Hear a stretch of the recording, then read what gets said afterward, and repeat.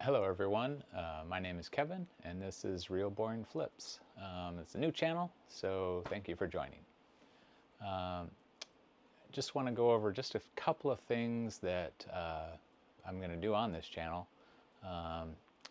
We'll do a little bit of discussion of things I've sold, some things that I recently purchased, and then just some other topics. So I'll go over quickly just a couple things that sold today and how I got them.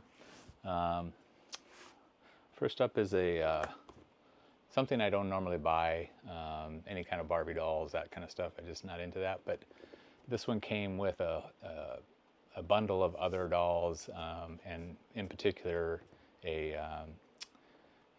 couple of dolls that I knew would sell well. And so eventually this one did sell for $48. So that one's going out.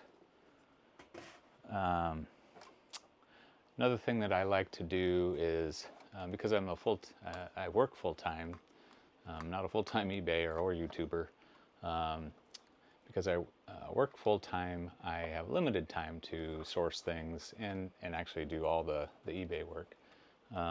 So I do try to maximize my purchasing efficiency. So a lot of times I will try to hit the local Goodwill when they have a special, like a $1.99 day, and in particular I look for things like blenders, juicers, stuff that is easy to part out. So this Ninja food processor bowl with blade and lid, I got this recently for $1.99 and it just sold today for $38. And because I already had a dough blade, I just added that in to make a little better purchase. Sometimes I'll go to in-person estate sales and, with certain things in mind, and then I'll look around. One of the things I look for is VHS tapes. A lot of people do that. But in particular, because they're typically very cheap in those situations, I'll look for odd things like maybe band VHSs, music VHSs from different bands. And I was able to get this Jane's Addiction, or is that what it was? Yeah, Jane's Addiction VHS. I basically didn't pay anything for this because it was just in with a pile of other stuff that I was buying. So this sold for $8. Along with that Ninja, I think the same day actually, I was able to buy if you have one of the newer Samsung TVs, especially the frame that basically mounts to the wall with just a tiny little cable, and it comes down to a box. It's all the connection guts, power leads, and everything. We have one of those in our house. When we moved in here, we bought a frame TV just because of the location. And so I've steadily found these boxes, sometimes with cable, sometimes without, but I steadily find these boxes. What's in here is what I bought. I'll pull that out for you so you can see. These typically don't register with the Goodwill folks. They just look like some computer connection or something. They don't recognize what these are for some reason. This one, although it's not the same model, is the same style that my TV has.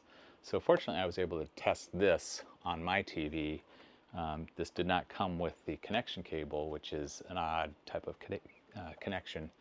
But I was able to test this, so fortunately that worked out for me. And I had the box for ours, so I just put this in the box to sell this one, and did mention that in the listing that this wasn't the correct box. And this sold for $150. Weirdly, this was marked high at my local Goodwill.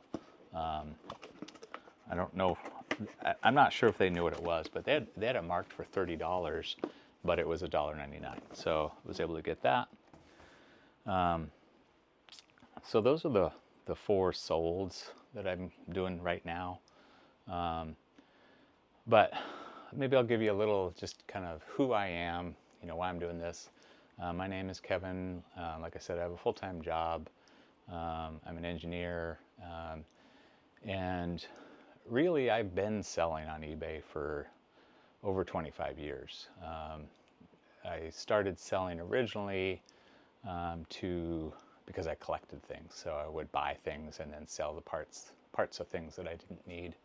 And then gradually I kind of became aware that, that's something I could do. And so every so often I would kind of sell stuff, buy stuff and sell stuff. And at one point in time, this was back in the right around 2000, I was approached by a book publisher who wanted to use some screenshots of my listings in a book on how to do eBay. That was great, except right before the book was published, eBay changed the look of their layout, and so they didn't end up using my listings, unfortunately. But it was kind of cool that someone noticed, how I did my photos, how I did my presentation. And at this time, still, it wasn't I wasn't doing this as a business. I was doing it more or less to collect things I wanted and sell off the stuff I didn't need. I've done that over and over the years. It wasn't until the pandemic started that I realized, as my grown kids and my wife and I were all working from home, or my kids were in school, we just had extra time on our hands.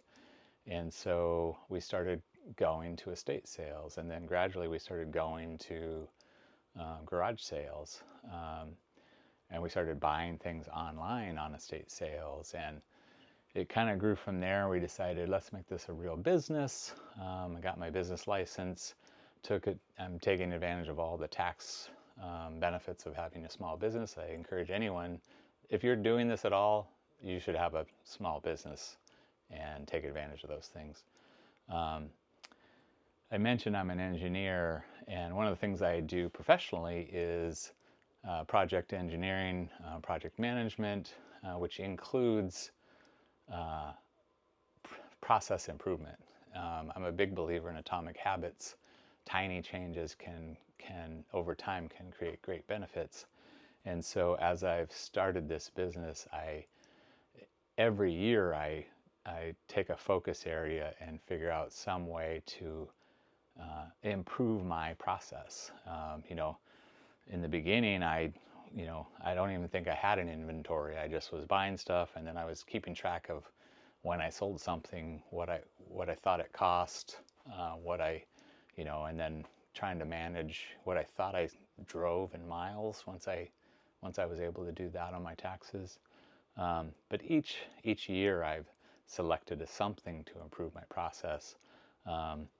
Now all my inventory, all my shipping, everything is electronic, and there's great ways. I know there's great ways to automate that, and you can buy subscriptions for stuff. I do pay for a mileage tracker. It's just very convenient, and I pay for a year at a time, so it's less expensive. But I would highly encourage you, if you are at all doing this and want to do this as a business, want to do it full time, maybe you want to quit your job and do this full time, pick focus areas where you can work on improving your process. It totally benefits you because you will have the runtime. You will know, this really sucks the way I'm doing this. There's got to be a better way. So I do things like electronic inventory, shipping, and then because I'm in the state of Washington, so I have quarterly Department of Revenue filings. Makes it super easy to do my filing.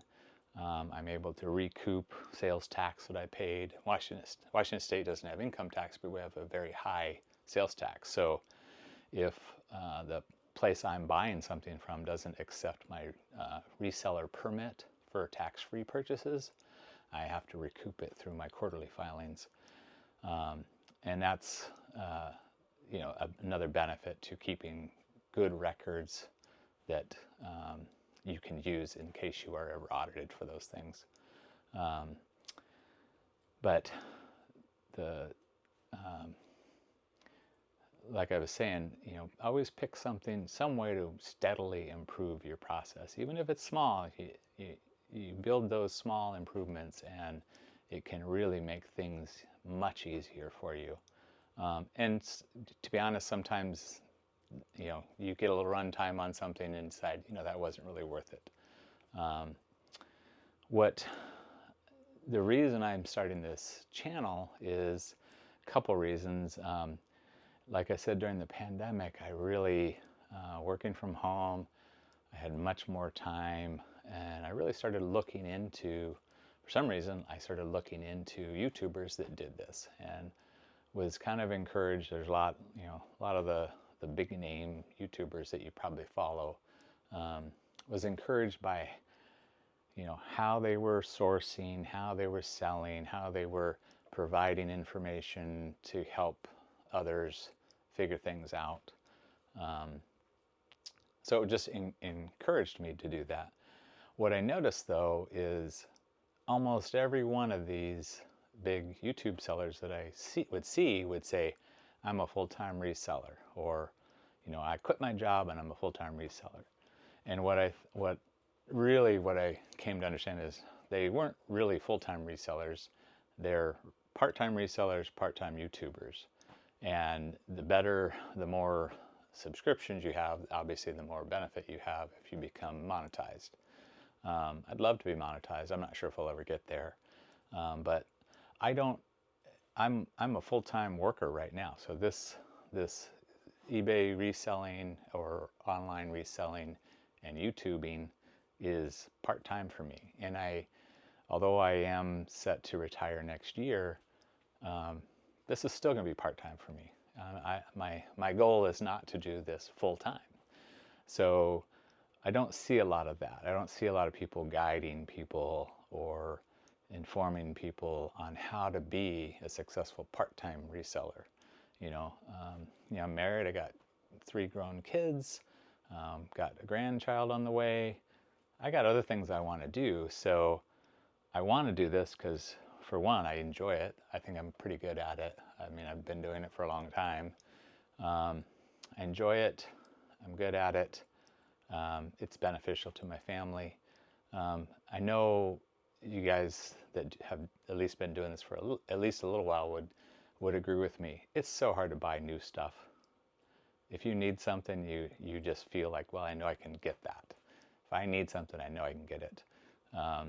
We had an outside freezer, deep freezer in our garage. We've had that for 25 years, and it just went out. And a full freezer of food. So really had no choice. I had to buy a new freezer. It was so disappointing because it was like $1,000 just to buy a new freezer. And then not too long after that, our house refrigerator went out. And even though we had a small refrigerator in the garage, I just could not see myself buying another brand new refrigerator for the house.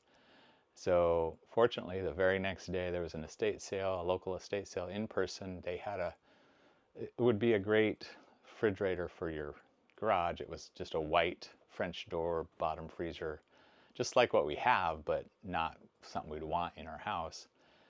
And so that particular estate sale, you have to sign up.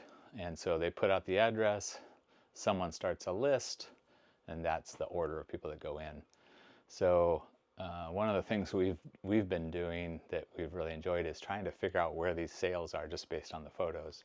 And I was able to figure out the exact location of this house. And I was first in line. I walked in, put sold on the fridge, walked out, and had it running that evening. And fortunately for us, we were able to get our house refrigerator repaired under warranty, but we would have been really stuck. So I just have a hard time buying new stuff because I just know if I need something, I'll be able to find it. So that's kind of a fun, to me, that's a fun part of this business is, we love the hunt. That's probably the best part of doing eBay is the hunt. And sometimes the hunt is out of necessity. So, like I said, my plans for the channel are really about how to do this not full-time, how to do this part-time and enjoy it, do it as efficient as you can, and show different ways that I do that myself. I wanted to, like I said, I touched on some stuff that sold. I want to talk about a couple things that I recently bought. So last weekend, I bought some stuff online at an estate sale, and then I had to go pick it up. And this particular estate sale, I bought from them before, and they typically have a picker pile. And I've always done well with this company, so I really wanted to buy something, even though it was a little bit of a drive. I think it was about 45-minute drive to them. I wanted to get over there to go through the picker pile. So in this case, one of the items that I bought several items, but one of the items that I bought, which I do this every so often, it's kind of a hassle sometimes, but I bought a whole bookshelf of books. But these books were many vintage computers books. So a lot of Commodore stuff. I also bought some Commodore computers. But I got a bunch of Commodore books, computer books, but there were also some Tandy Radio Shack Model 100, so that little kind of portable computer. And they didn't have that in any of the listings. And they didn't have any Commodore computers in the listings. They had some Commodore software. So I was able to get the Commodore software. I was able to get the Commodore disk drive. In one of the other listings was a credenza. So this is the catch-22 in this. In the credenza, it was just a metal credenza, but inside the credenza, I could see Commodore computer parts and disk holders. So I ended up buying the credenza for $6, but inside was a ton of Commodore cartridges and probably 300 Commodore software disks, floppy disks. The bookcase had a bunch of, like I said, a bunch of Commodore books and some Model 100 Tandy books. When I got over to the picker pile, I searched around and around looking for any sign of the Tandy Model 100s. And in the cupboard was a big just rat's nest of cables and cords. And I found this little AC adapter. And on the back of it, it says Tandy portable computer. So this went in my bag, basically was just to throw in for the stuff I was buying. Eventually I found a pile of stuff. And one of the things that I saw first was just this case. And on the end of it, it said TRS-80. Now, growing up, my first computer was a TRS-80 Model 1 with 16K of memory. That's what I learned to program on. So these are kind of cool to me. But I found this. These were some of the books that I got in the bookcase. This stuff is, I mean, not big sellers, but these always sell. Just different books like this. And then in addition were a couple of these little binders, and these are both, because this computer has a ROM slot. This one was a spreadsheet called Lucid, and it says snap-in ROM. There's no ROM in here, just the book. And then this was Super ROM, and also a snap-in ROM. Not in here, but this is the book. So I was on the hunt for, I had the AC adapter, I had the software, I had the books. Eventually I came across a pile of this stuff, and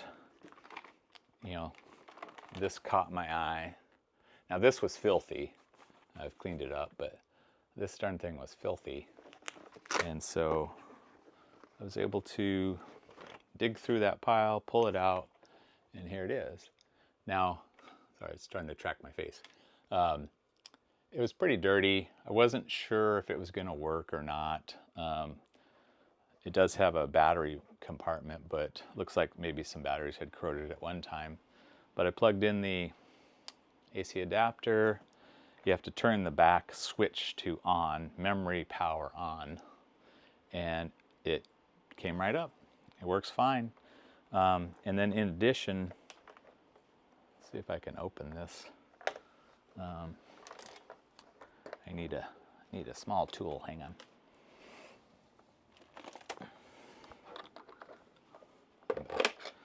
In the back here, you take this cover off, and there's the Super ROM. So it has the Super ROM in it. No sign of the other one. No sign of if there was a normal one in here. But for very little money, I ended up with this. Although there's something loose shaking in there. This, depending on what I include and how I market it, it's 150, could be 250 with books and stuff. But this was basically no investment. It was all in a pile that I paid $40 for at the picker pile. Another place that I go, obviously, garage sales, estate sales online, estate sales in person, is it's kind of a rummage sale. So like maybe churches have them. In this case, it's actually a family that does this, but they do it to raise money for different charities. So they call it the free garage sale. It's not too far from my house, so I always look for their signs when they're having them. It's basically in a giant barn, and then you just wander through. Lots of people go to this thing. So I try to get in line early so I can get through. And sometimes I get great stuff, like immediately, I know I'm going to sell this. I had a great vintage Sony stereo receiver one year that I sold for like $300. Sometimes I'll get toner, like HP LaserJet toner, sold that immediately for like $100. More often than not, it's the smalls. I got a whole bag of like Panasonic and AT&T cordless phone handsets, and I'm charging them right now just to confirm they all work. I sell those usually for $10 to $15 a piece. I just sell the handsets, the chargers, and if they have batteries. You're not paying anything for those. One thing I look for, especially when I go there, is tangled up cords. And I don't know how many of these I've bought, but here's another one, if you can see that. Not sure if that focused in. It's a Sony TRH1 headset, and I've already tested it. It doesn't even look like it's hardly been used because it was still nicely wound. No broken plastic or anything. But these are very vintage. I'll probably sell this for $15 to $20. Again, pretty much a zero investment. And then I'll look for juicers, ninjas, blenders, any of that stuff. I did get a Cuisinart food processor bowl, all the different pieces and parts, and I break all that down and sell all the pieces individually. I also got a couple of these. This is a really nice one. It looks like it's never been used. It's Vitamix, kind of from the, I think, model 5000, that kind of bottom. But this has got the dry blade, and normally the dry ones seem to be the most beat up because they're just dry mixing. But this looks brand new. I mean, I don't think it's ever been used. I got two of them. The other one has been used and it doesn't have the dry blade in it. But just hanging on a shelf somewhere. And this will probably sell, I probably will get $50 to $60 for this, no problem, without the lid. So that's the kind of stuff I look for. Now, before I started watching YouTubers that sell, I would never have grabbed blenders or juicers or any of that stuff. It's just stuff I've learned, and because I can usually get them cheap, I almost always get juicers for $1.99 because nobody really buys them at the thrift stores. And then I break them down into, you know, the different parts and pieces. So I've adapted my sourcing based on other people's knowledge they passed to me. So that's one of the things I'm trying to do with this channel. Talk about what I do, talk about how I do it, talk about things I've sold, things I've bought, and maybe that will help the next person down the line. So thank you for watching. Like I said, this is a new channel, so please, if you would, like and subscribe. It'll help me understand who's watching, and then please comment. I will watch those comments. I also have an email that you can email that's on my page. And, you know, I'll keep trying to post these periodically. Even with a full-time job, I can still get a few minutes here and there to talk about these things. So appreciate it. Thank you. And we'll see you next time.